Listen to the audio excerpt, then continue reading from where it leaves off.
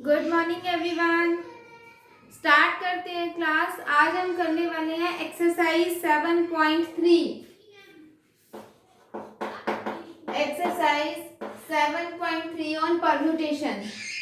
Permutation पे होगी ये एक्सरसाइज। इसमें हम किन्हीं क्वेश्चंस में फॉर्मूलों का यूज करेंगे और किन्हीं क्वेश्चंस में हम फंडामेंटल प्रिंसिपल ऑफ काउंटिंग से भी किन्हीं क्वेश्चंस को सॉल्व करेंगे। तो देखते हैं सबसे पहले क्वेश्चन नंबर 1। फर्स्ट क्वेश्चन है, how many 3 digit number can be formed. हमें क्या है, क्वेश्चन की इंफॉर्मेशन है कि 3 डिजिट के नंबर फॉर्म करने हैं। पहली इंफॉर्मेशन कि जो नंबर हमें फॉर्म करना है वो 3 डिजिट का है by using the digits 1 to 9। हमें जिनका यूज करना है 1 to 9, इन डिजिट्स का हमें यूज करना है। If no digit is repeated, digits repeat नहीं हो रही हैं, यानी कि repetition not allowed, repetition not allowed. RNA का मतलब रिपीटिशन नॉट अलाउड। तो बहुत ही सिंपल है ये क्वेश्चन। रिपीटिशन नॉट अलाउड का केस डिस्टिंक्ट एलिमेंट्स हैं और आपको टोटल कितने हैं, 9 में से 3 चूज करने हैं जब रिपीटिशन अलाउड नहीं है। अगर हम फॉर्मूले से करेंगे तो 9p3 नंबर ऑफ परम्यूटेशन कितनी होंगी, नंबर ऑफ 3 डिजिट कितने बनेंगे, 9p3। तो हमने ये क्या निकाले हैं, number of 3 digit number, total number of 3 digit number equal to 9p3। इसको सॉल्व करना हमें आता है 9 फैक्टोरियल अपॉन 9 माइनस 3 फैक्टोरियल। तो ये होगा 9 फैक्टोरियल, 9 में से 3 माइनस करेंगे देन इट इज 6 फैक्टोरियल। तो 9 इंटू 8 इंटू 7 इंटू 6 फैक्टोरियल तक खोल दो। आगे क्यों नहीं खोला, क्योंकि नीचे पहले से ही 6 फैक्टोरियल प्रेजेंट है, कैंसिल हो जाएगा। ये मल्टीप्लाई करेंगे 8 मल्टीप्लाई 9 मल्टीप्लाई 7, इनकी जो मल्टीप्लीकेशन होगी वही क्या आएगा, आंसर आएगा। सेकेंड क्वेश्चन है, how many 4 digit numbers are there with no digit repeated, with no digit repeated. तो यहाँ पर हमको 4 डिजिट का नंबर फॉर्म करना है। 4 डिजिट का नंबर, 4 डिजिट नंबर हमें यहाँ फॉर्म करना है with no digit repeated, repetition not allowed. RNA repetition not allowed. यहाँ कहीं नहीं लिखा कि आपको किन नंबर्स का यूज करना है, ठीक है ना। यहाँ जैसे ऊपर क्वेश्चन में गिवन था कि 1 to 9 नंबर्स का यूज करो, यहाँ कहीं भी नहीं लिखा है कि आपको किन नंबर्स का यूज करना है। इसका मतलब क्या हुआ, जितने भी नंबर्स हैं हमारे पास नंबर्स कौन कौन से होते हैं, 0 1 2 से लेकर के 9 तक, ये सभी नंबर्स होते हैं। तो हमें इन्हीं नंबर्स का यूज करके 4 डिजिट का नंबर फॉर्म करना है, ठीक है। आपकी मर्जी है, आप इसको किसी भी मेथड से कर सकते हो, फॉर्मूले से भी कर सकते हो या प्रिंसिपल ऑफ काउंटिंग से भी कर सकते हो।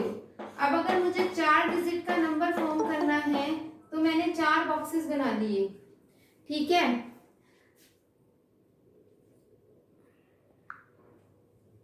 4 डिजिट का नंबर फॉर्म करने के लिए हमने यहाँ पर 4 बॉक्सेस बना लिए।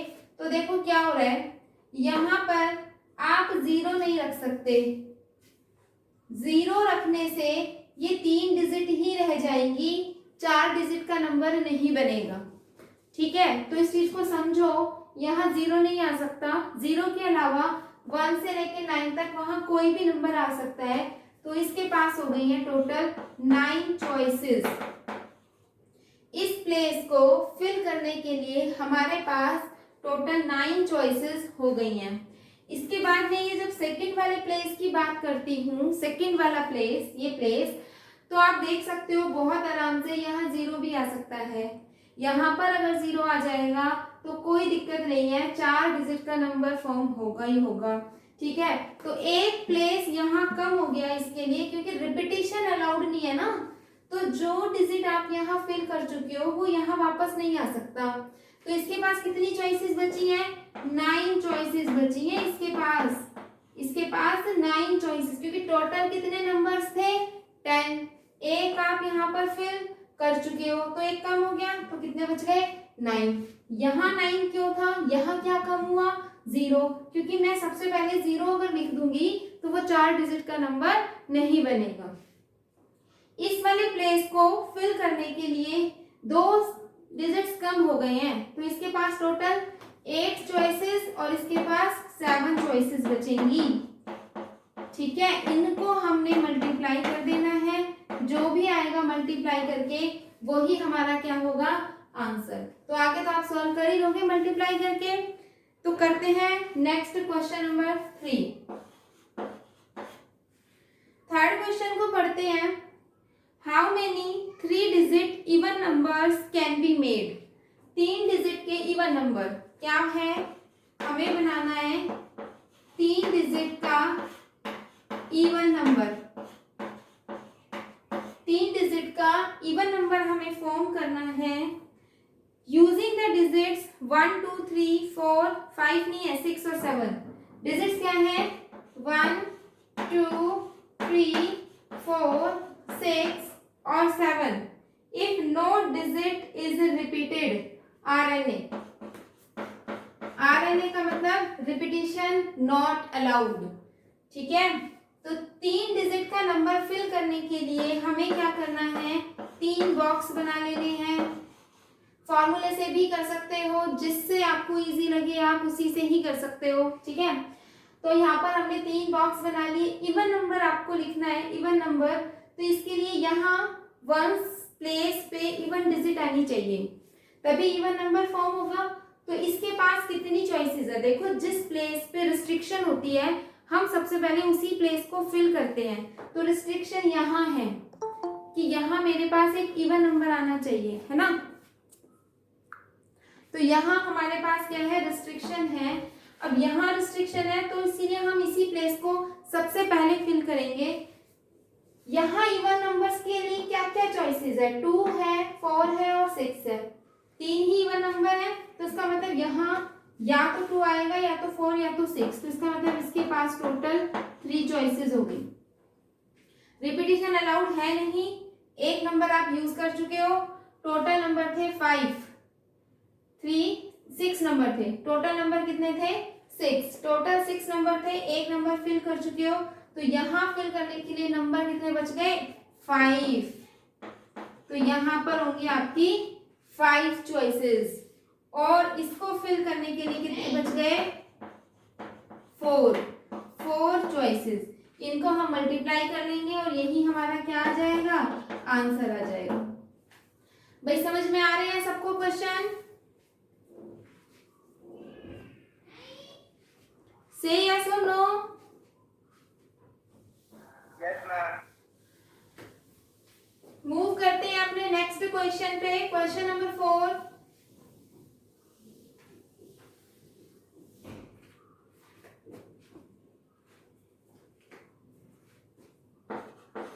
फोर्थ क्वेश्चन में क्या है? देखो, find the number of 4 digit numbers that can be formed using the digits 1 2 3 4 5 if no digit is repeated and how many of these will be even. ठीक है, तो सबसे पहले तो वो ये कह रहा है कि 4 डिजिट के नंबर कितने बन सकते हैं। कितने डिजिट के नंबर बनवा रहा है वो? सबसे पहले तो 4 डिजिट के नंबर बनाने हैं। किन का यूज करना है हमको?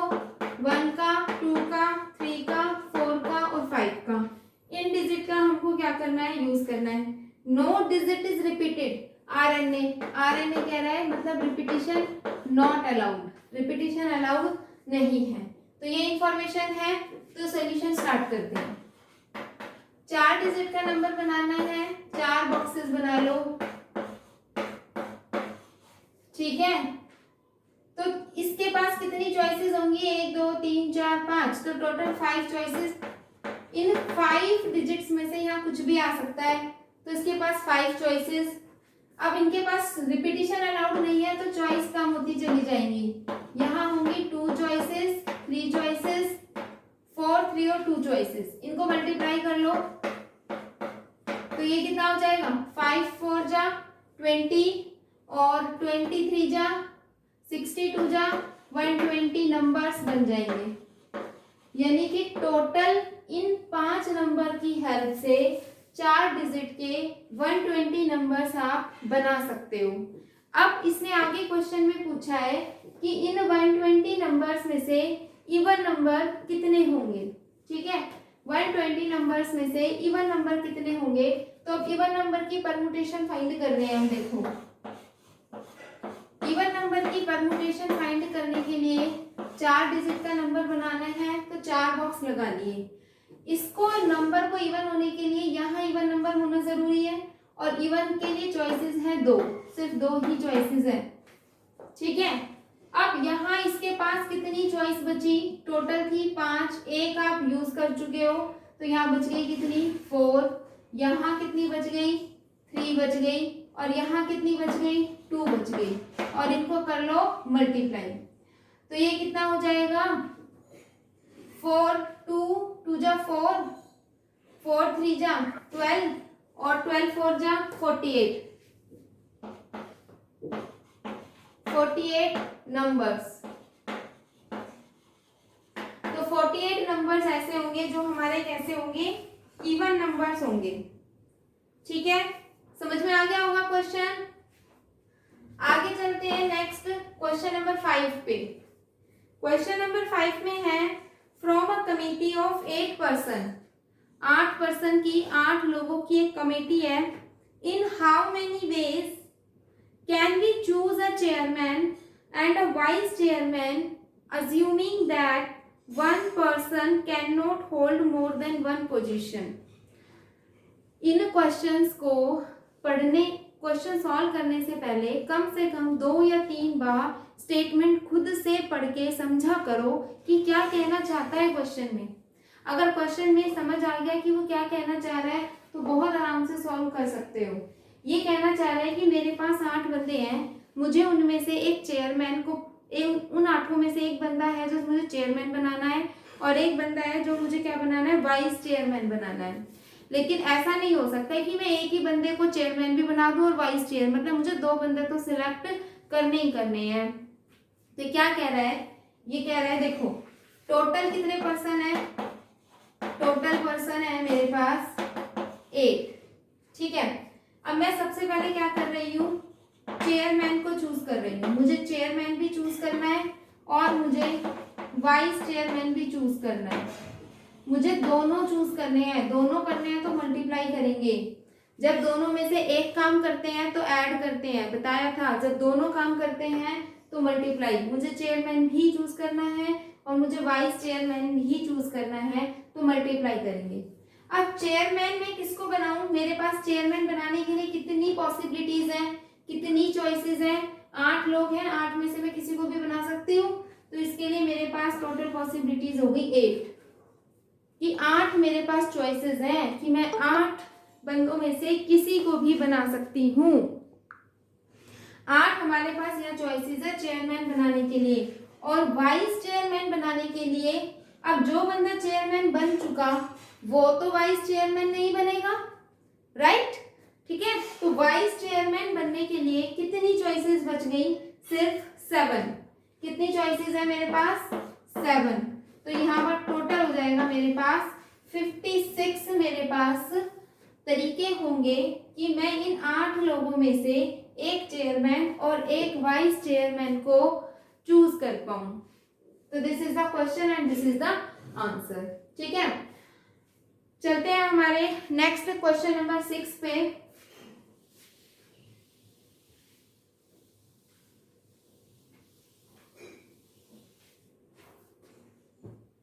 क्वेश्चन नंबर 6 क्वेश्चन में है फाइंड एन की वैल्यू फाइंड करो if n-1 p3 ratio n p4 equal to 1:9। हमें ये गिवन है तो देखो इस रेशो का मतलब n-1 p3 upon n p4 equal to 1/9। हमें बहुत अच्छे से इसका फॉर्मूला पता है एनपीआर। एनपीआर का फॉर्मूला क्या होता है, ये होता है n-1 factorial upon n-1 minus 3 factorial upon इसका भी formula n factorial upon n-4 factorial equal to 1/9। Divide में है, ऊपर जाके मल्टीप्लाई हो जाएगा। इसको सॉल्व कर लेंगे तो ये होगा n-1 factorial upon n-4 factorial multiply n-4 factorial upon n factorial equal to 1/9। तो यहाँ से हम देख सकते हैं कि ये क्या हो गया, आपस में कैंसिल आउट हो गया। यहाँ बचा है ऊपर n-1 फैक्टोरियल और नीचे है n, तो n इंटू n-1 फैक्टोरियल इसको हम लिख सकते हैं। तो ये इससे क्या हो गया, कैंसिल। तो ये बच गया 1/9 equals to 1/n। Cross multiply कर देंगे तो n इक्वल्स टू 9। यही हमारा क्या हो जाएगा, n का वैल्यू जो हमसे पूछा गया है। ठीक है, तो अगर आपको सभी फॉर्मूले आते हैं, बेसिक्स अगर आपको पता है, तो क्वेश्चन बहुत इजीली सॉल्व हो जाएंगे। देखते हैं क्वेश्चन नंबर 7।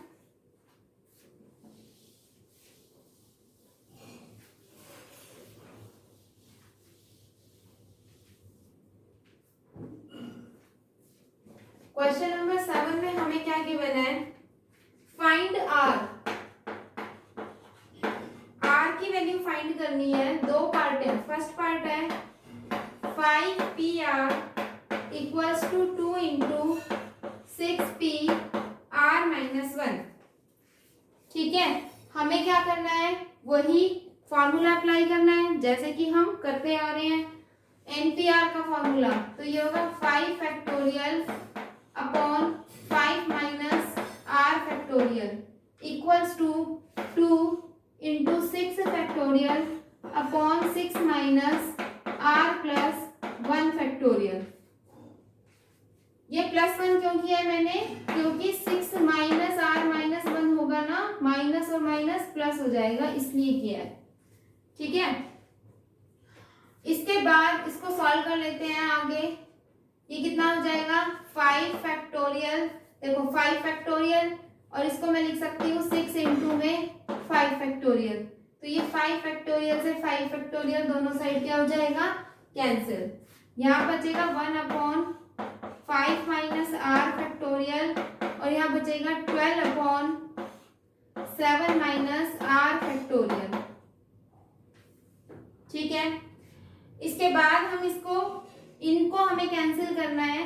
तो देखो 1/5 minus R factorial equal to 12/7 minus R into 7 minus R minus 1, 7 minus R minus 2 factorial.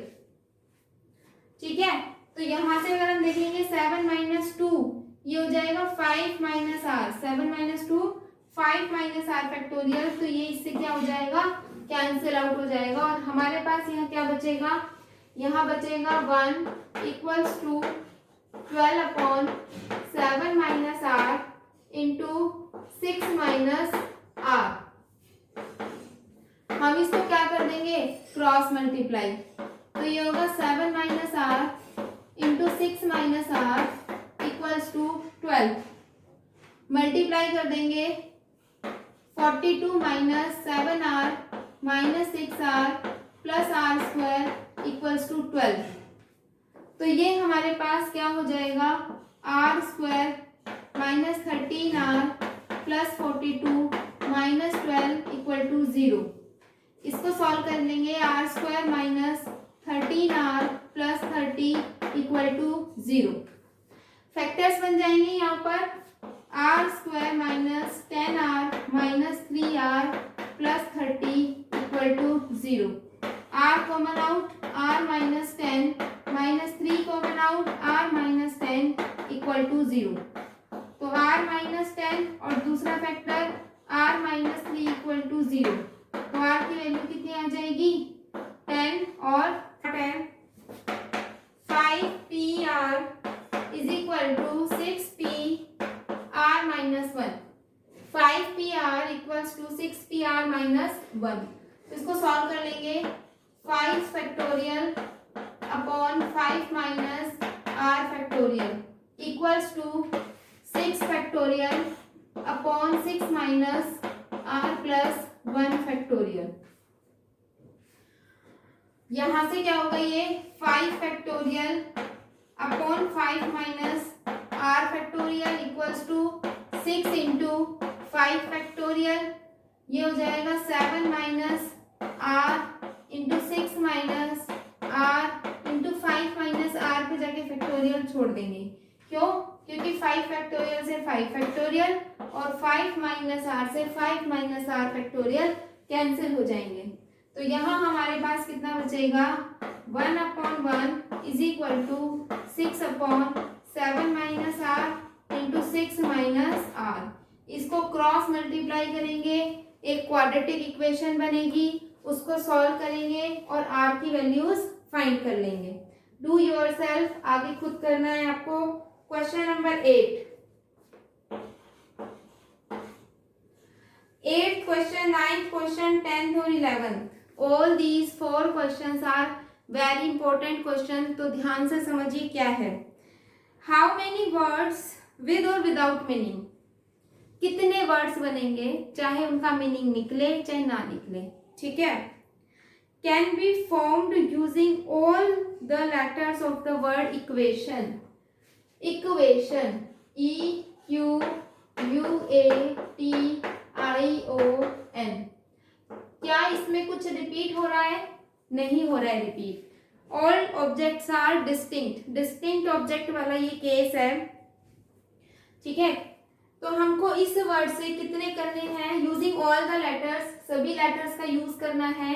Using all the letters, using each letter exactly once, हर लेटर एग्जैक्टली एक ही बार आना चाहिए। इसका मतलब वो ये कह रहा है RNA मतलब repetition not allowed, repetition allowed नहीं है। सभी का यूज करना है एक साथ, सब एक बार ही आने चाहिए, ठीक है। कितनी अरेंजमेंट हो सकती है, इसका क्या फॉर्मूला था, फॉर्मूले से अगर आप करेंगे तो भी और वैसे करेंगे तो भी, दोनों में आंसर बिल्कुल सेम आएगा। सेम ही कॉन्सेप्ट है। देखो 1 2 3 4 5 6 7 8, टोटल मेरे पास 8 लेटर्स हैं जिनको मुझे अरेंज करना है। तो मैं यहाँ पर 8 बॉक्स बना लेती हूँ। इसको फिल करने के लिए एक चॉइस है, रिपीटिशन अलाउड नहीं है, तो 7 6 5 4 3 2 1 इतनी चॉइसेस हो जाएंगी और इन सबको हमें मल्टीप्लाई करना है। तो मल्टीप्लाई तो आप ही करोगे और ये जो है ये कुछ और नहीं बल्कि 8 फैक्टोरियल ही होता है। और अगर आप थ्योरम्स से सॉल्व करते हो, फॉर्मूले से सॉल्व करते हो, तो फॉर्मूला क्या था कि n ऑब्जेक्ट है taking all at a time, सब एक साथ अगर आप यूज करना चाह रहे हो, डिस्टिंक्ट अगर ऑब्जेक्ट है तो उसमें रिपीटिशन अगर अलाउड नहीं है तो टोटल कितनी परम्यूटेशन बनती है, n फैक्टोरियल। तो यहाँ 8 लेटर्स थे तो 8 फैक्टोरियल मल्टीप्लाई करेंगे, आंसर आ जाएगा, ठीक है। नेक्स्ट करते हैं क्वेश्चन नंबर 9 देखते हैं।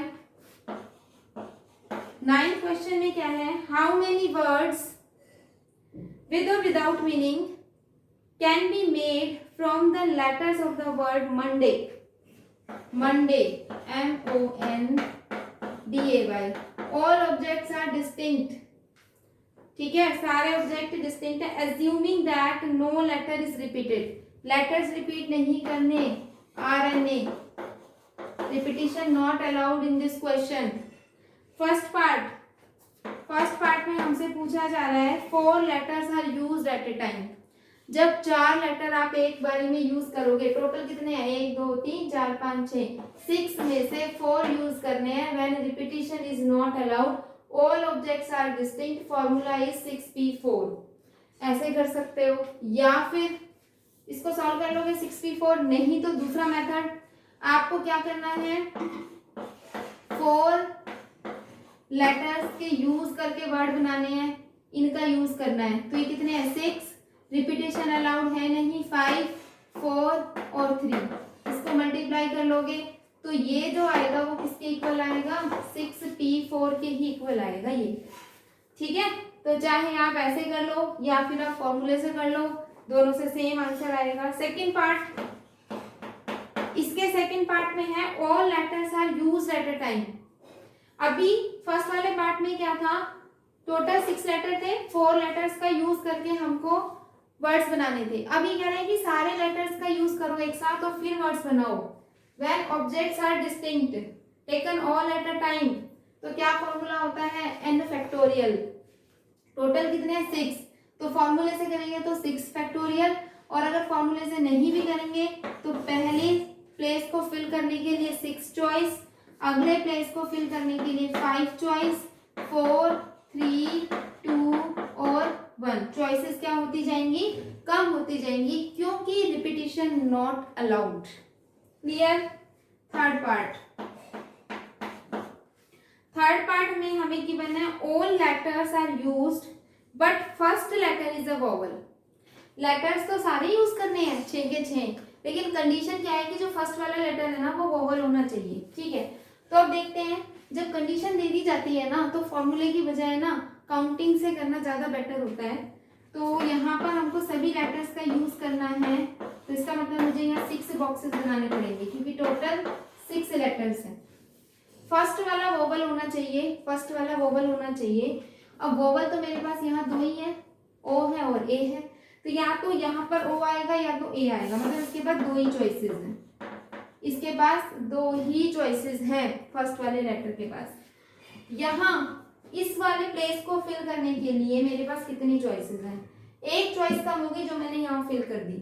टोटल 6 थी तो 5 बच गई, फिर इसके बाद 4, फिर इसके बाद 3, फिर 2, फिर 1, इन सबको मल्टीप्लाई कर लेना और यही क्या होगा, इन सबको मल्टीप्लाई करके इसका आंसर आ जाएगा। करते हैं, देखो next question, this is question number 10।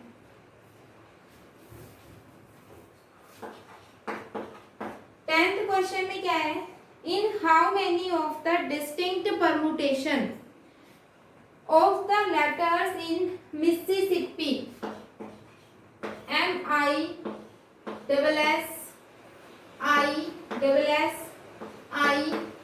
MISSIPPI, do the 4 I's not come together? Do the 4 I's not come together? कि जो 4 आई है ना, ये 4 आई नॉट कम टूगेदर, ये एक साथ नहीं आने चाहिए। ठीक है, क्या है condition, 4 eyes not come together.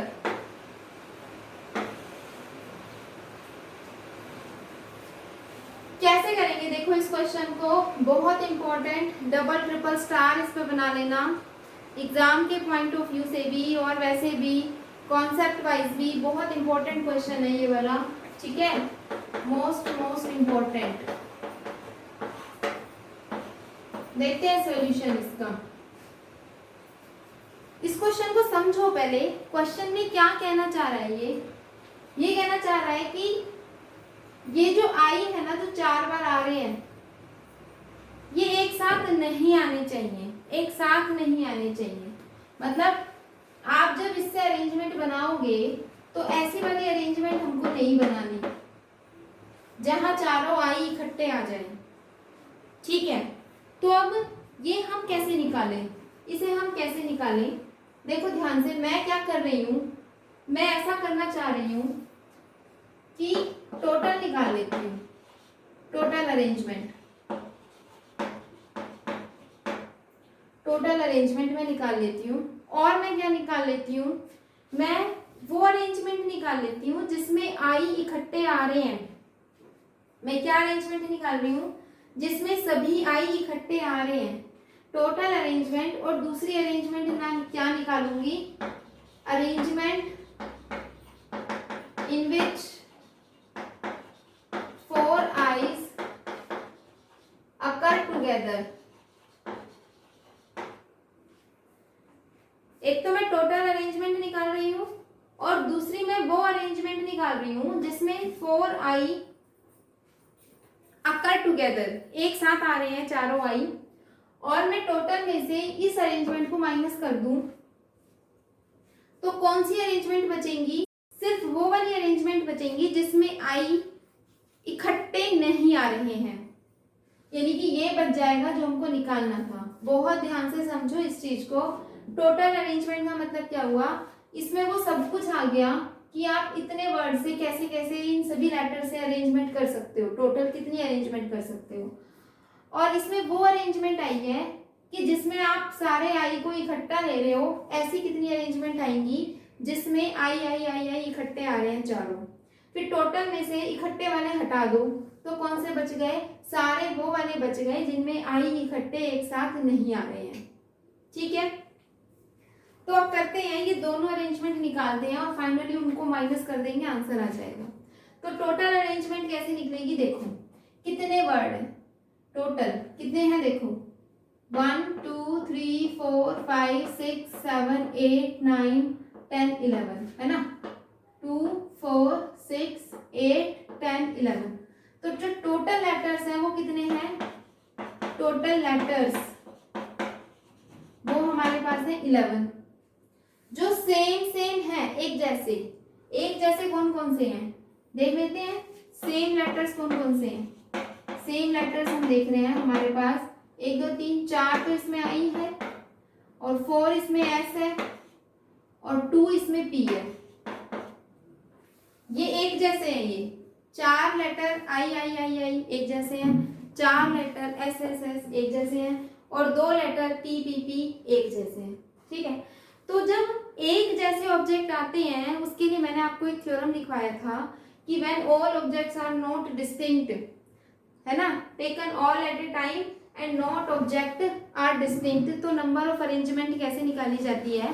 तो नंबर ऑफ अरेंजमेंट कैसे निकाली जाती है? फॉर्मूला कुछ ऐसा था, n factorial upon r factorial p factorial.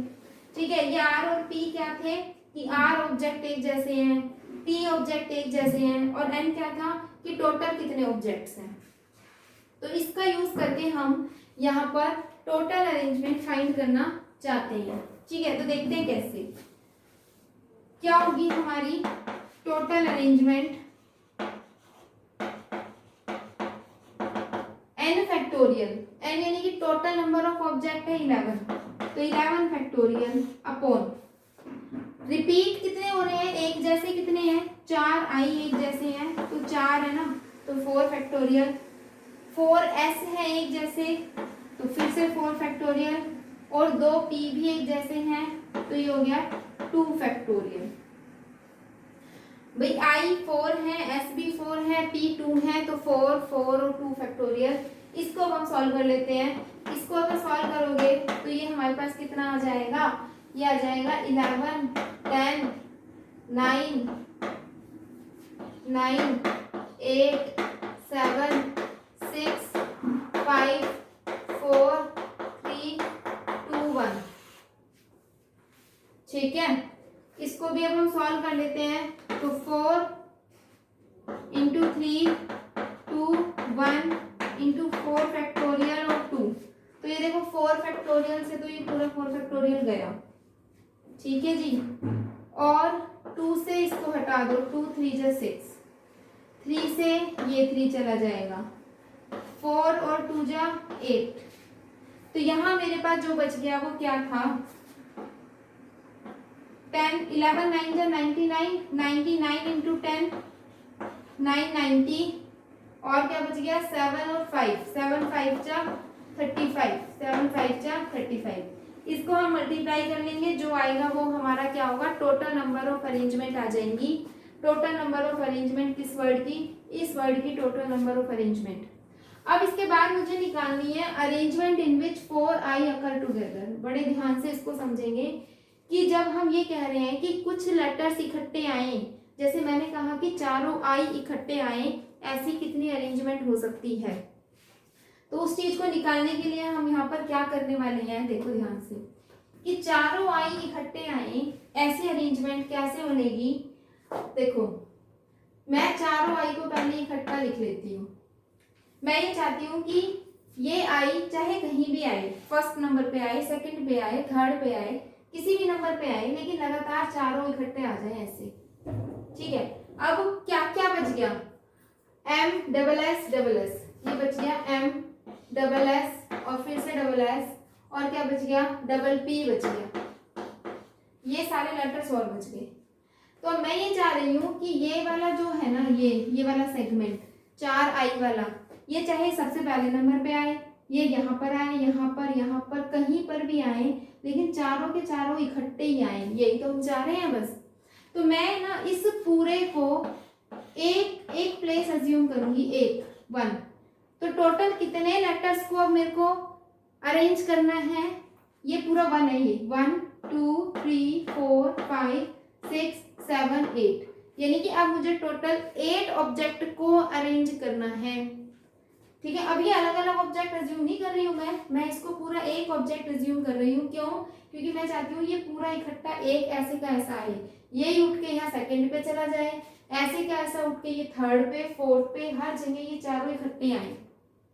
तो इन चारों को इकट्ठा करके मैंने 1 मान लिया और अब मेरे पास टोटल ऑब्जेक्ट हो गए 8, लेकिन टोटल डिस्टिंक्ट ऑब्जेक्ट नहीं है ये, आप देख सकते हो इनमें भी रिपीटेशन हो रही है। ठीक है, तो इसके अरेंजमेंट निकाल रही हूँ अब मैं, देखो कैसे। तो यहाँ पर क्या फॉर्मूला लगेगा इसके अरेंजमेंट का, 8 फैक्टोरियल, 8 कहाँ से आया, टोटल नंबर ऑफ ऑब्जेक्ट्स 1 2 3 4 5 6 7 8, तो 8 लेटर्स बन गए ना, तो इसलिए 8 फैक्टोरियल। अपॉन में रिपीटेशन आ रही है, क्या क्या रिपीट हो रहा है, इस आई को नहीं लेंगे क्योंकि ये तो पूरा एक ही है ना, इसकी रिपीटेशन नहीं लेंगे।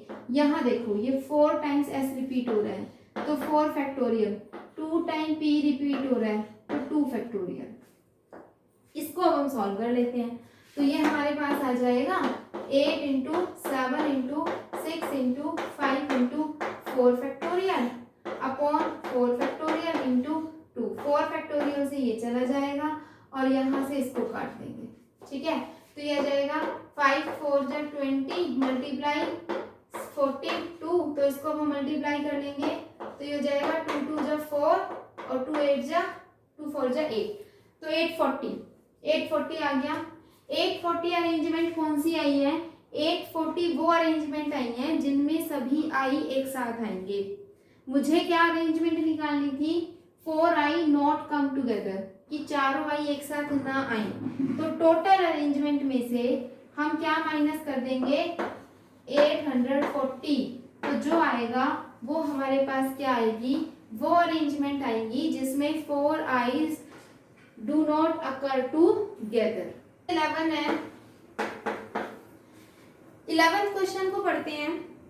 इन how many ways can the letters of the word permutation be arranged. Permutation लिख रही हूँ पहले, तो मैं देखूँ क्या है, PERMUTATIONS,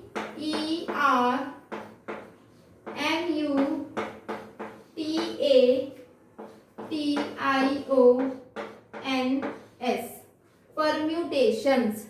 तो सबसे पहले तो मैं देख लेती हूँ कि टोटल अरेंजमेंट क्या बनेगी इसकी, क्वेश्चन पढ़ने से पहले ही।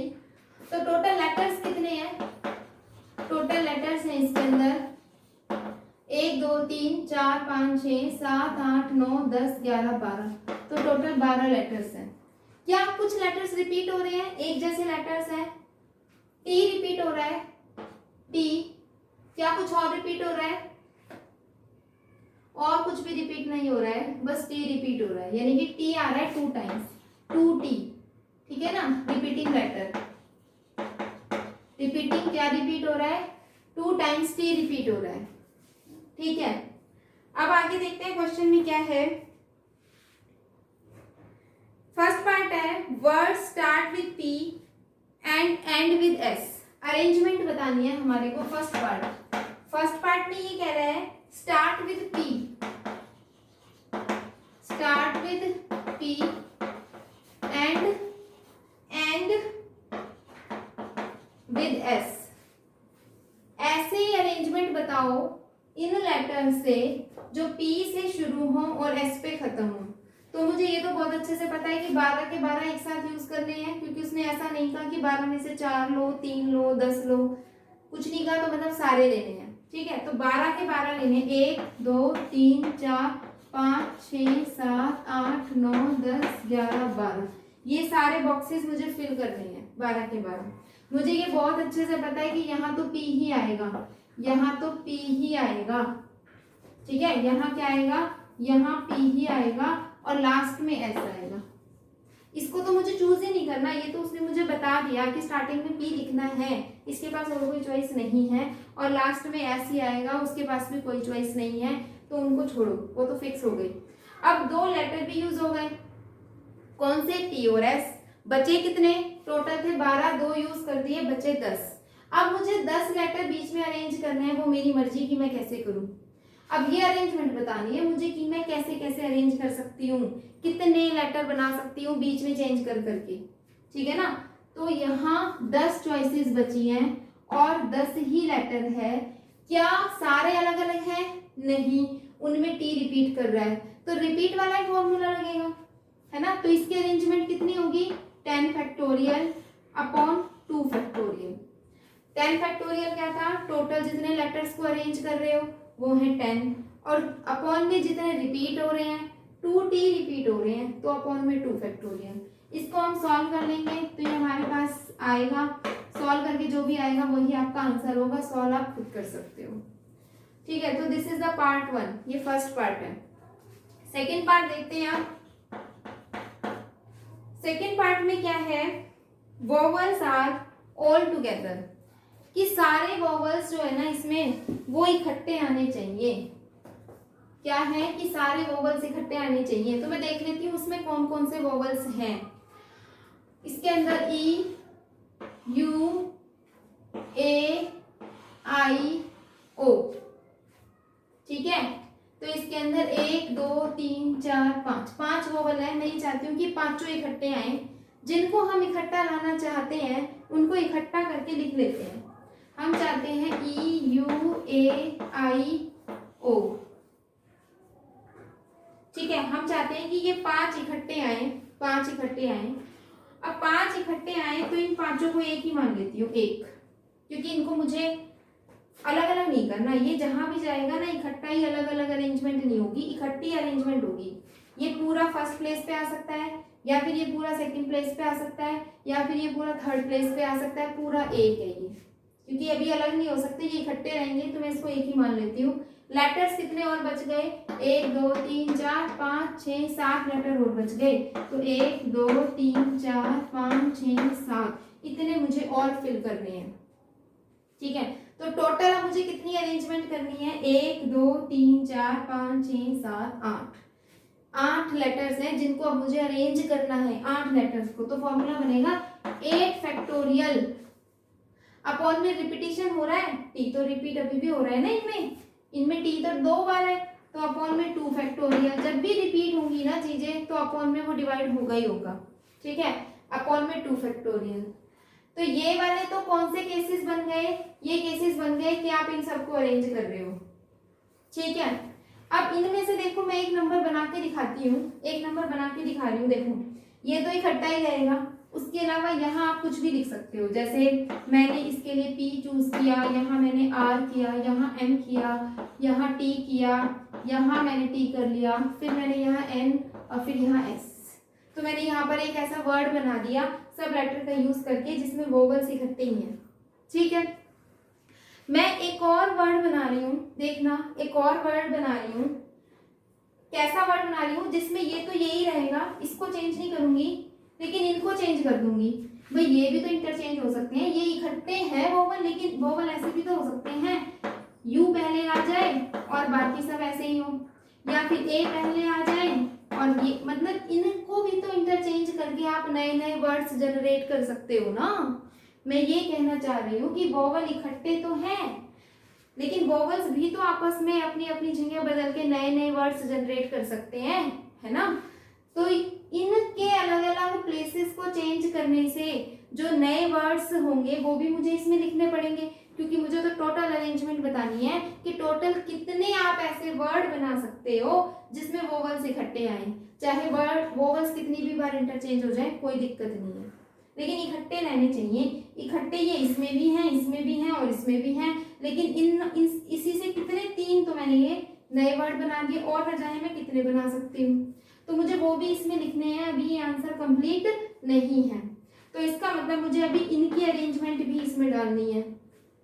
ये अभी मैंने क्या किया, अभी मैंने इनको अरेंज किया, इसको 1 2 3 4 5 6 7 8 लेटर को अरेंज किया। अब मैं इन लेटर्स को अरेंज कर रही हूँ, इसको नहीं कर रही, अब मैं सिर्फ इसको कर रही हूँ। तो मल्टीप्लाई, मल्टीप्लाई क्यों करेंगे, क्योंकि हम टोटल भी कर रहे हैं और ये भी, दोनों चेंज कर रहे हैं ना, दोनों में से एक नहीं।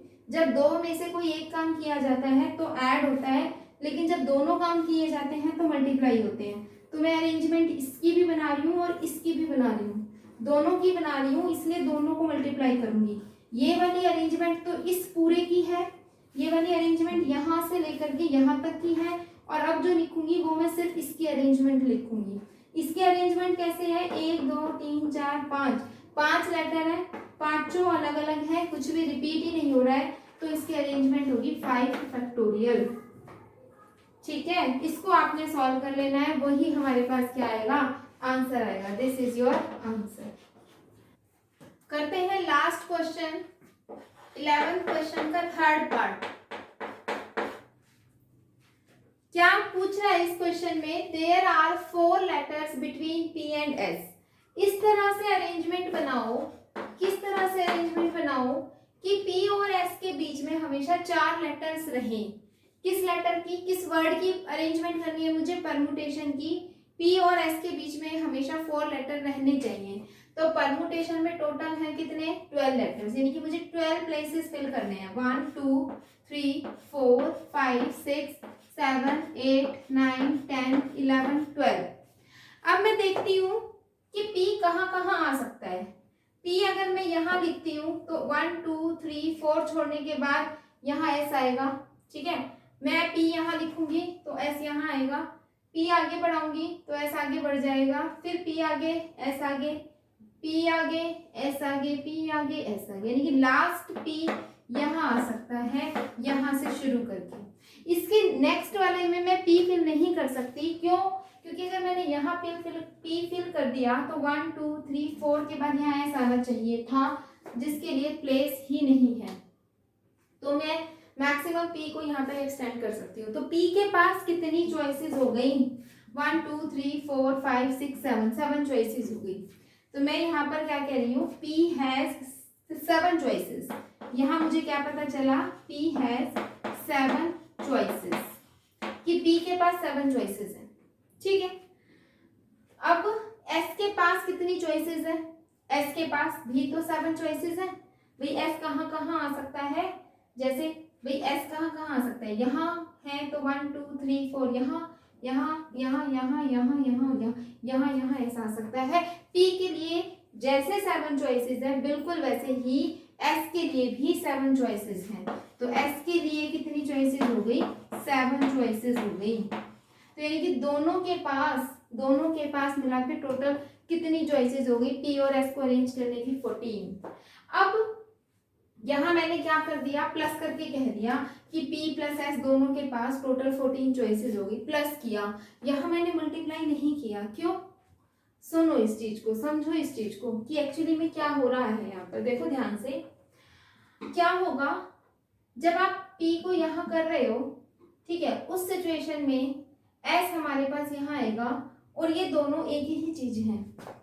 ठीक है, ये दोनों एक ही चीज है। जब P आएगा तो S यहाँ आएगा, ऐसा नहीं है कि यहाँ P आएगा और यहाँ का S आना एक अलग वर्ड बनेगा, नहीं, यहाँ P आएगा तो यहाँ S आएगा ही आएगा।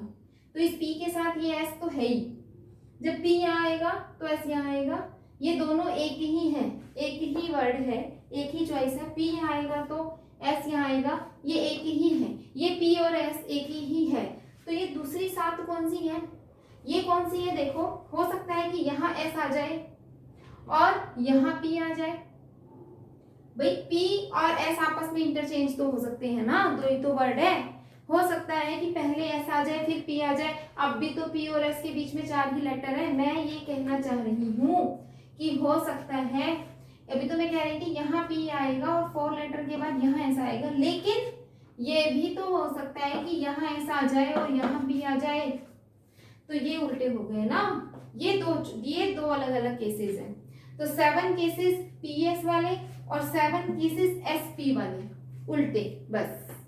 ठीक है, तो हमारे पास पी और एस के लिए, पी और एस के पास टोटल, चाहे उल्टा करो चाहे सीधा कैसा भी करो, पी और एस को टोटल 14 चॉइसेस है।